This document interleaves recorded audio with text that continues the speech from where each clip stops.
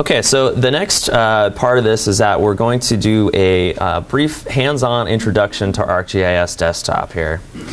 So what I want to do is talk about some of the different programs that make up ArcGIS. When you install ArcGIS, you get a few different applications with that. One of them is, and the main one that we're going to be working with today, is called ArcMap. And ArcMap is kind of your viewing and editing application that's part of the ArcGIS suite. And then we're also going to be working with ArcCatalog, which you can think of as kind of your data management and organization package. So we'll work with both of those today. And then there's two more that we're not going to work with. One is called ArcScene, which is, it takes basically the same kind of information you would work with in ArcMap, but makes it so that you can turn it sideways and rotate it and look at it in 3 dimensions, and extrude the heights of buildings and the heights of trees to make it a true 3D environment. And then finally, the fourth one is Arcglobe, which you can think of very similarly as Google Earth. If you've ever worked with that, it basically wraps our GIS data around a globe and lets you rotate it and zoom into it in much the same way that Google Earth works. So one first thing I guess I'd like to do is show you the location of where our GIS data is stored on our computers. So if you guys will follow along with me, if you go to the Start menu and go to All Programs, towards the top you should see the ArcGIS folder. This folder here contains all of the shortcuts for these programs that I was just talking about, and we'll be working with these a lot today. But if you go and close that ArcGIS folder and click on the Accessories folder and go to Windows Explorer and click on that to open it, you should get a view something like this. And then on the left-hand side, you'll see where it says Computer. You may need to click the little arrow next to that to expand it so that you can see Local Disk C. Click on that. And then you should see a folder called GIS for Public Gardens Workshop. And if you double click on that, this is where all the data that we're going to be working with today is saved. So we're going to go back to this location often. So it's good to make note of where all this information is stored.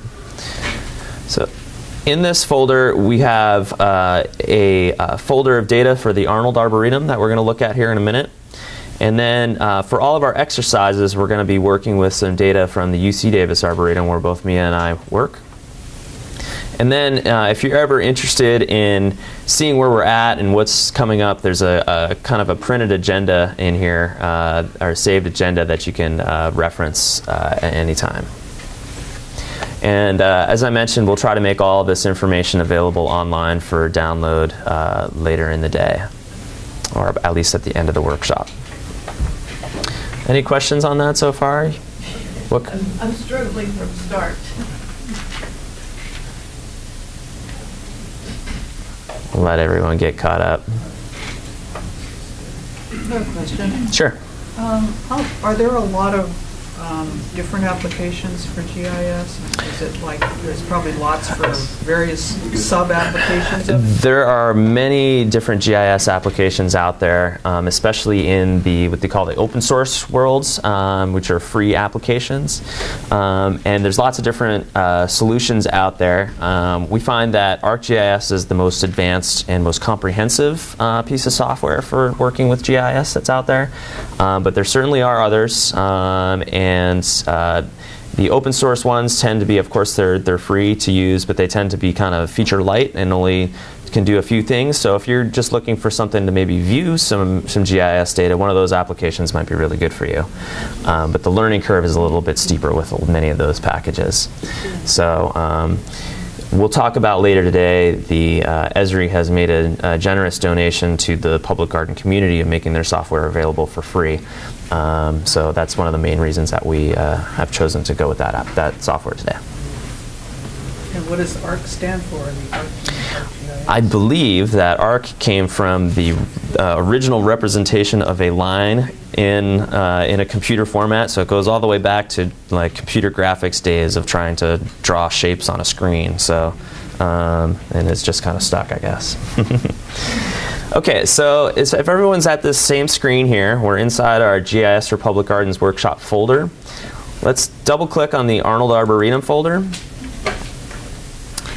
And you'll see a few things in here. What we're going to do is I want to show you around the program by first looking at some data from the Arnold Arboretum. So if you click on the middle document here, it just says Arnold Arboretum. I'll click on that, and this is an ArcMap document, and it automatically opens with our ArcMap application that we can use to view and edit any data.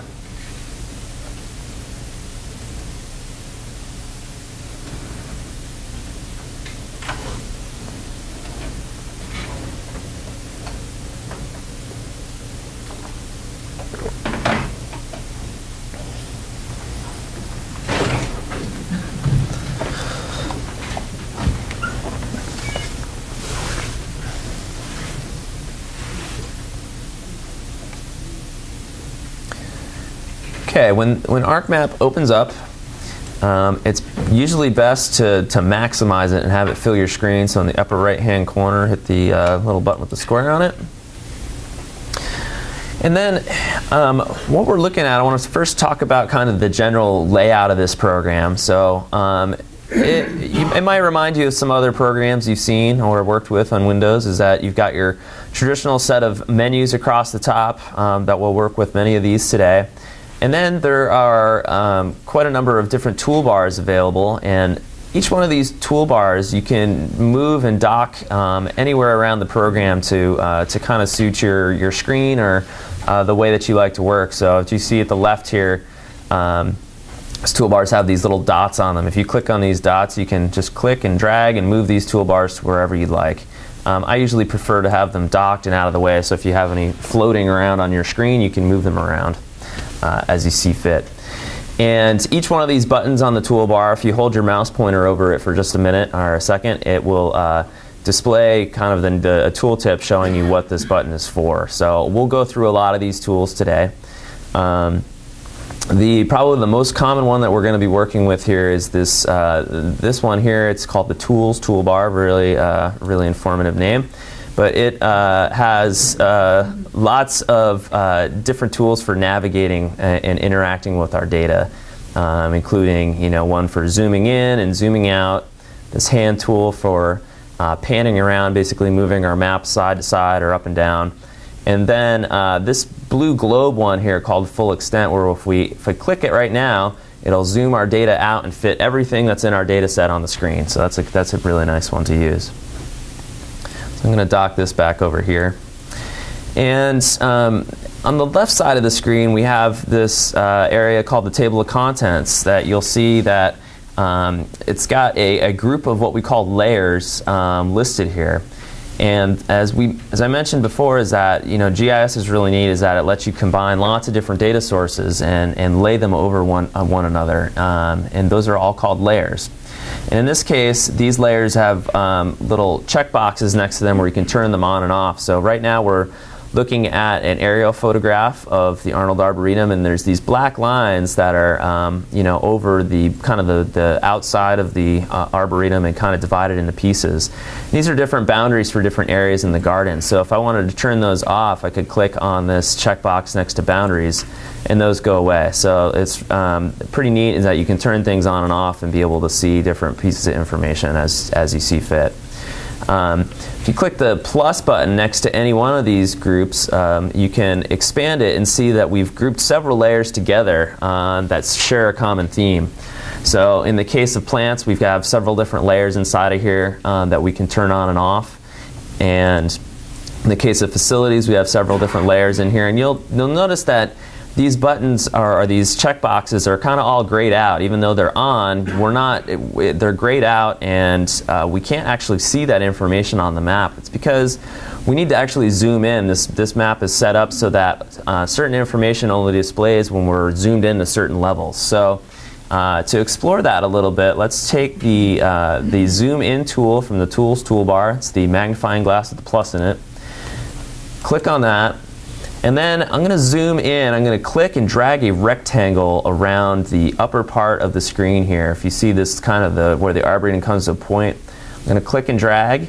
So click and then drag and kind of create a rectangle around that area. And by doing that, and then I'll release my mouse button, it zooms in, and we see a lot more information. And now you can see that on the left-hand side in the table of contents, some more of these things have become visible and they're no longer grayed out.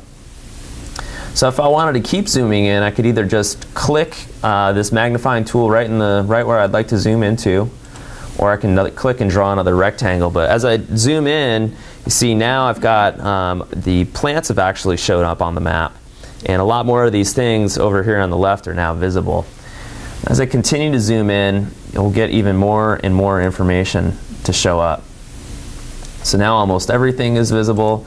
As we keep going, you get more and more detail and actually start to make out all the individual plants on the photograph. And as we go even further, eventually the labels, abbreviated labels for the scientific name and accession number of these plants show up on our screen. And now pretty much everything on this table of contents is visible. Any questions about that so far? So you can experiment a little bit and turn layers of information on and off. You can use the blue arrow on our Tools toolbar here. That's called Go Back to Previous Extent. If you click that, it kind of just moves you back in your views, and will actually zoom you back out, but basically moves to where you were zoomed into last. A couple other things that are neat to know in this case: if you hold your mouse cursor over many of the features on the map, it'll bring up a little tip telling you what they are. So in the case of this plant, it tells you the full scientific name and the accession number for this plant. In the case of building, if you put your mouse pointer over, it'll tell you what the name of the building is. Put your mouse pointer over the road, you can see the name of the road. Over the water body here, you can see the name of it. So lots of different information available just by moving your mouse pointer around. Now, all these features on the map, they're really neat, but really not that much different than an ordinary map. But where we get into the power of GIS is that there is all this rich information behind each one of these objects on the map.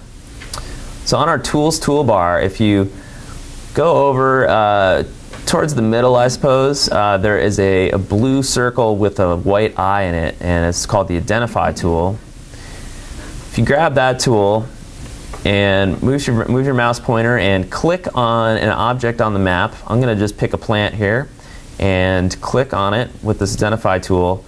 It brings up a whole another window here and shows you basically all of the data, or the database part of this of the GIS that is associated with this plant. So if we look down here, it looks like at the top it tells us which layer that we've identified, and we've identified the plant center layer, or the center of plants, center point for each plant.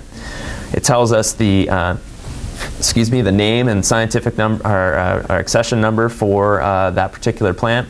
And then at the bottom, it tells us all these different fields of information that we have stored about this. So it tells us, again, the accession number, the plant habit as being a tree, what family this plant is part of. You can see we don't have some fields filled in, and you see a value null. It's kind of like just empty, hasn't been filled in, but these are just taxonomic fields that break down the scientific name into pieces. But we do have a full scientific name for this plant. We have an abbreviated name, and this is what displays on the map when we zoom into it. There's a common name, the condition of this plant. If it was measured, it would have a plant size in here, but right now that's empty.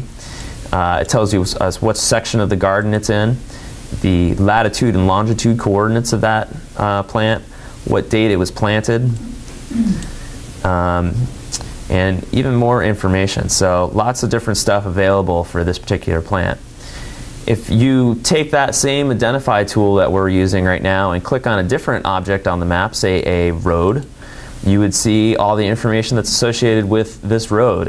There's lots of different information here as well for the construction date and type, maintenance type, condition, lots of different fields. Not all of them are filled in, but lots of different information available for this stuff. So the Identify tool is pretty powerful for being able to learn about things on the map.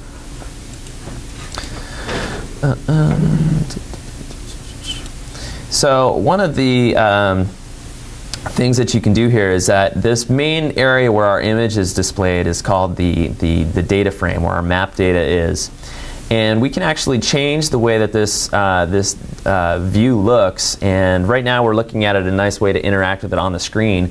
But there is a different way that we can interact with it, and is how you would actually view and print a map. So if we go to the View menu here at the top of the screen and click on Layout View, this will switch our view to actually what it would look like if we wanted to print out a map. And you can see we've already kind of have a bit of a template here that we can work with.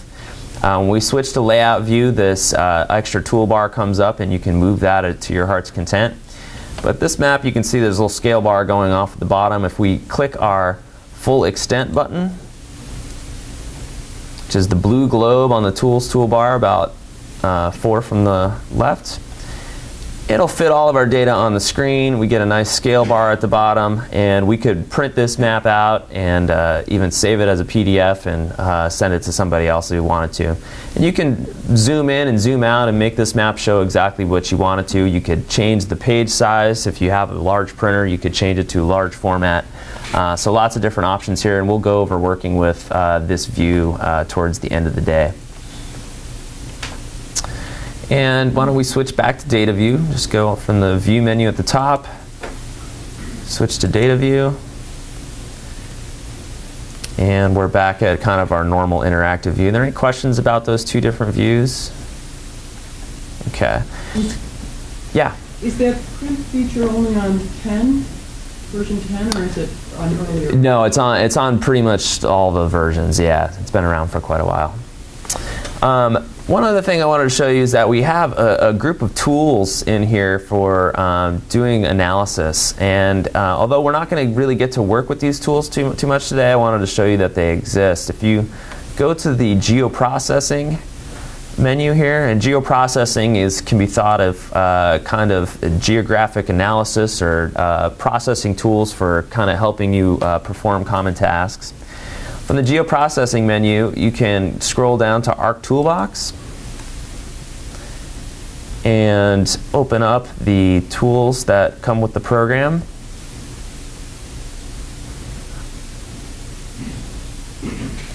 And eventually you'll get this Arc Toolbox window comes up here, and you can see that there's all these different tools grouped kind of together by the function that, or the common theme that their functions share. And you know, you can look under analysis tools, and there are tools for extracting data, overlaying data, seeing what's nearby, calculating statistics. And if you extend these tools, you can see what kind of different options there are inside of these. And yeah, as I mentioned, although we're not going to work with these extensively today, there's all kinds of tools available with ArcGIS to be able to help you kind of get information from your data and make decisions based on it. One thing that's good to know is if you want to take any window in ArcGIS and kind of dock it like a toolbar, if you click on the top of the window, kind of where it says Arc Toolbox, and hold your mouse button down and move it, you'll see these little blue arrows come up on the screen. If you put your mouse pointer over one of those blue arrows like here on the right side, it'll dock this on the side of your screen and kind of get it out of the way. And then there's a little pin icon here. If you click on the pin, it'll make it so that kind of slides off to the side for you. So this could be a handy way to work with some of the stuff in the program. Are there any other questions on that right now? Yeah. Does all of this, does the Mac work the same way? Yeah, so on a Mac, this is a pretty common question, is can you run ArcGIS on a Mac, and does it work the same way? ArcGIS only runs on Windows. So actually that's not true. It only runs on a PC.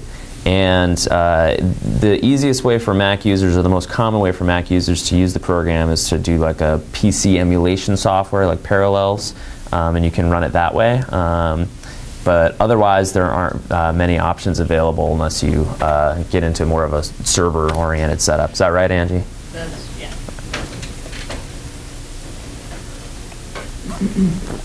Okay. So let's see here. Is there anything that I missed? Oh yeah, let's talk a little bit about these layers here. So in the table of contents at the side, we have all sorts of layers. If you have this layout toolbar floating around, you can either close it or you can take it and dock it up on the top. Each one of these layers, as we learned with the Identify tool, has all kinds of information associated with it. So there's another way to look at that information is to click on a layer and then right-click on it. And I'm right-clicking on the Plant Center layer, and I'm going to do Open Attribute Table. And this shows us more of a traditional database view of our data. So each one of these rows in this table represents a different point on our map, or a different plant. And then the columns are the different bits of information that we have about it. So it's the same information that we saw with our Identify tool. We're just now seeing it for all the plants in our data set. So we've got our scientific name, we've got our plant condition, we got the latitude and longitude, plant date. All that information is here, and you can edit and manipulate the data in this format if it works best for you. I'm sorry, how did you get there? So if you, on the table of contents under plants, there should be Plant Center as a layer. If you right-click on it and hit the Open Attribute Table option. And now if you have that window still open, you can click on the X in the upper right-hand corner and close it. And then I also want to show you the properties of each layer. So on the same Plant Center layer, you can click on it and right-click on it, and then scroll down to the bottom of the pop-up menu and click on Properties. This brings up the properties for this particular layer. And on the General tab at the far left, the far upper left, you can see that we have the name of the layer that you can change to be whatever you'd like to be, a description of what this layer is for, and then there's this box called Scale Range here that says that don't show layer when zoomed out beyond 1 to 24,000 or 2400, excuse me. This is set up so that basically what it's saying is that unless we're zoomed in far enough, don't show me all these plants, because if we drew all the points or all the plants for the Arnold Arboretum when we're zoomed out, we're just going to be looking at a big muddy thing where they'll be all pushed together and we won't be able to see very much. So we've set it up here so that we're only looking at this information when we're zoomed in far enough. So a little bit about scales that's probably good to know. That if you look at the top part of your screen here, you'll see there's a white box with a little drop down on it, and it has a scale in it. It says right now we're at a scale of 1 to 17,143. So that basically means that we're at a scale where 1 inch on our screen is really equal to 17,000 of them on the ground. So we can change this to our heart's content and actually print out maps that are at a scale that kind of means something that you may see in like a construction drawing or on other maps. So we could set this to be 1 inch equals 20 feet or 240 inches, and then we could print that map out and measure things on that map and actually get real distances. So we'll cover that a little bit more later today when we're actually printing our map out, but it's good to know a little bit about those scales. Any questions about that? Okay, so if we go through the different tabs that we have on our layer properties thing, we have this general tab that we're working on here. And then on the source tab, it tells you a little bit about the source of the data. So one important thing to know is that we've got our document here that we're interacting with this data, but all this data is stored in a physical location on our computers. In this case, if you look in the data source box here, it's telling you where this data is stored. So the location says that it's on our C drive, in our GIS for Public Gardens workshop folder that we were looking at before, and in the Arnold Arboretum folder, and then in this thing called arnoldarboretum.gdb, and GDB standing for Geodatabase. We're going to look a little bit in more depth into this geodatabase, but it's important to know that this is where all of our data is coming from, and if we had moved this folder or deleted it from our hard drive, all the stuff that we're seeing right now on our screen would no longer be accessible. So it's important to know that the data has a physical location on your disk, and that it's important to maintain that, that data. And we'll go over that a little bit more later. If we go through a few more of these tabs here across the top on the Display tab, one thing that's interesting to know here is there's a box for transparency. So you can actually change the transparency of a layer to make it see-through. So if you have something like some soil data and it's covering your whole entire property and you have it on top, you may not be able to see through it. It may be covering other things, so you can make that transparent so that you can see things underneath it. So that's a neat tool we'll play with today. On the Symbology tab, there are lots of different ways to work with the way that your data looks. You can change the color, you can change the size, you can change the symbol here. If I clicked on this symbol, it brings up a whole library of different symbols to play with that we'll work with later today. You can categorize your data. So I could categorize this particular data set, and if I click on Categories here, and I click on Unique Values, I can pick a different field here to basically categorize our data. So maybe I want to look at the condition of our plants. I could pick our plant condition field from this drop-down list and hit add all values. And then I can pick a color ramp here at the top and make those things show up in any different color. I could also change this to be, from the drop-down list, I could change it to be plant habit and hit add all values. And then we can categorize our plants by what growth habit they are and look at trees and shrubs in different colors. So let's actually try that out. So select plant habit from your drop-down list, hit add all values, and then select a color ramp to basically make your plants different color. And you can go through each one of these and set the color individually if you like. This color ramp tool is just a quick way to set colors. And then we'll go ahead and hit OK. And now, because we're zoomed all the way out, we can't actually see our changes. So we'll want to zoom in some. So you could take the Zoom In tool from our Tools Toolbar and click and drag a rectangle around an area that you'd like to look at. Or alternatively, just continue to click on the map until you zoom in. And now when we zoom in far enough, we'll see our plants show up on the map, and you can now see that they're categorized in different colors. So now we can see that we've got, looks like trees are all denoted in red on my map, and shrubs are in blue, and other different growth habits in different colors. Are there any questions about that?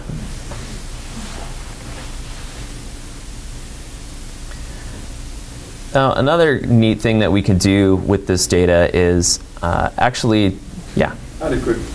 So we're just changing the display. Correct. Not changing our data. So if I hit save, I'm just saving this display. I didn't just mess up all your green dots. Exactly. That's a really good question. The way that the ArcGIS is set up is that what we're doing here in ArcMap is generally just changing the way that we're looking at the data. We're not actually making any changes to it. Later today when we're creating data, you'll see that we go into this kind of mode called edit mode, where you actually select that you're starting to edit, and then you're actually making changes to the data when you're in that mode.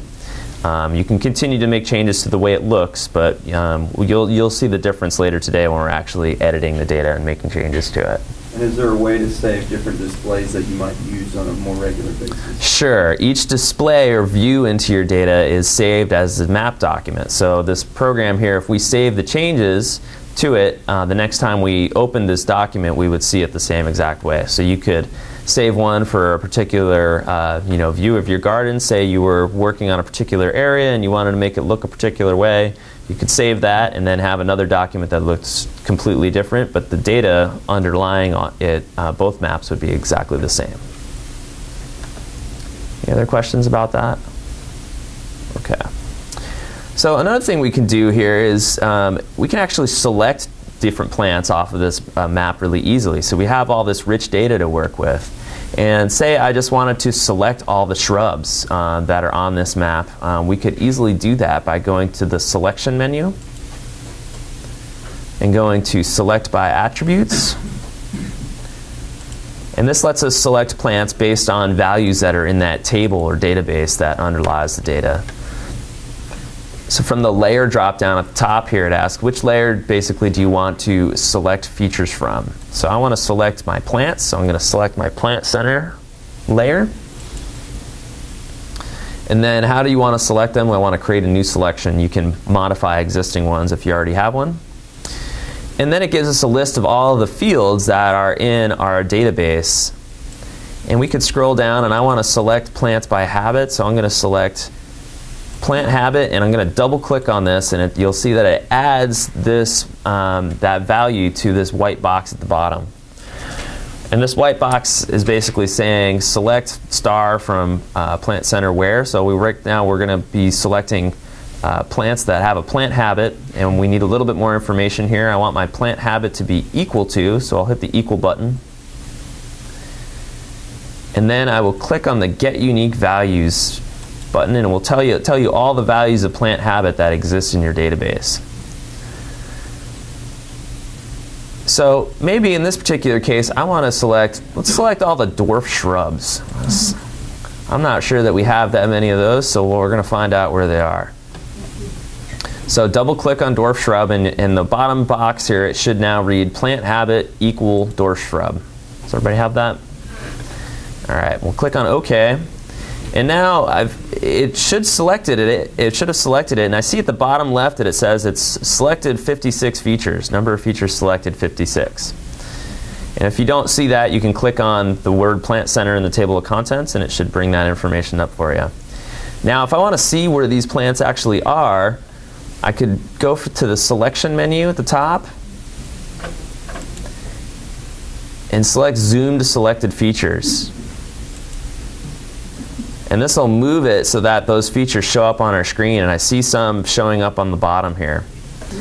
Now if I take my pan tool, which is the hand, it's third from the left on the Tools Toolbar, you can click on the map and then move the map to where you want to see it. And then we can see that there's this cluster of dwarf shrubs over here in the conifer section. And we could take these shrubs and we could export these as their own layer if you wanted to. You can open the table for these, open the attribute table and look at just the records for this particular group of plants, or do lots of other things with it. So this is a powerful way to be able to interact with your data. Now one thing, we talked briefly about the Arc Toolbox tools that are used for analysis. And one analysis that I'm not going to actually step through, but I've already done for you guys, I wanted to show that we could look at, say, the plant condition or the condition of plants in the Arboretum. We've got all that data in there.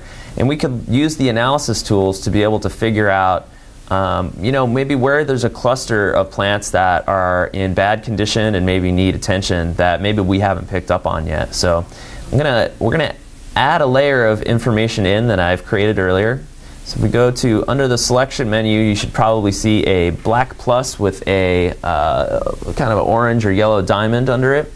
Click on that button. That's the Add Data button. And this is how you add additional layers of information into ArcGIS. And once this opens up, it should open right up to this view here where we see our Arnold Arboretum.gdb. This is our database where all of our data is stored. And then under it, you'll see the orange or yellowish diamond that says Plant Condition Hotspot Analysis. Let's click on that and hit Add. And it adds this information in to our GIS. And now we still have those plants selected. We can get rid of those by doing under the selection menu. Do Clear Selected Features.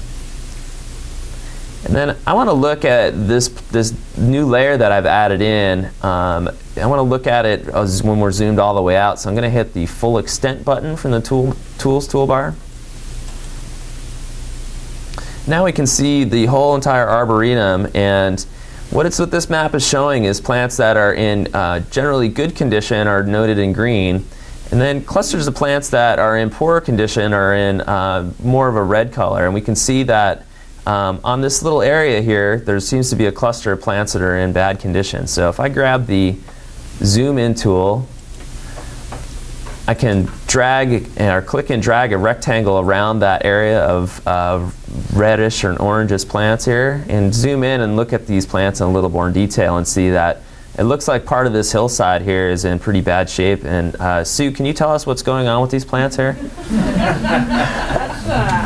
have a really healthy population of hemlock wood dahlia right there. It's hard to treat because it's on a rocky hill slope, so that's why they're a little declined. So in this particular case, Sue was already well aware that these plants weren't in the best of shape, but you could use the GIS to maybe figure out some of this information that you might not have picked up on otherwise. So some pretty powerful tools for being able to work with the data and learn things about it. So are there any questions about that so far? Who entered that information? So at the Arnold Arboretum, they go through on a regular basis and kind of reassess the plants and and update information in the database. So I'm not sure when these were last updated, but in the last couple years, I'd say. All right, I think that's about all we're going to cover with our little introduction of the program. Are there any more questions about that at the moment? Yeah. I was just wondering if the Willia delges are noted in there somewhere specifically. Well, in this particular data set, we have limited data, but it does connect to a more detailed plant records system at the Arboretum that we're not able to connect to because we're not there right now. And that database would contain information about the infestation. Yeah. All right, so I think the next thing we're going to do is go back to kind of presentation mode and talk a little bit about the data model. Yeah? Does the condition have a date associated with when it was viewed? Yeah, generally the information when they go out and reassess the plants, they also will enter we have a field for what's called update date. So we have a field that tracks when the plant was first surveyed or mapped, and then another field that tracks the last time the information was updated. So, yeah. Will you be able to photograph the plant at the time of planting? Yeah, that's an option that's always available to you. Right now, the database that we're working with is not set up to store photography, but it's fairly easy to add a field that you can store photographs in, or use a hyperlink to link to a photograph off the internet or on your own computer or your server in your office. Okay, so let's see. We're done with our work with the Arnold Arboretum data set, so we can just hit the red X in the upper right-hand corner and close that out. And if it asks you to save changes, hit no. And then you can close the Windows Explorer window that we have open as well if you'd like.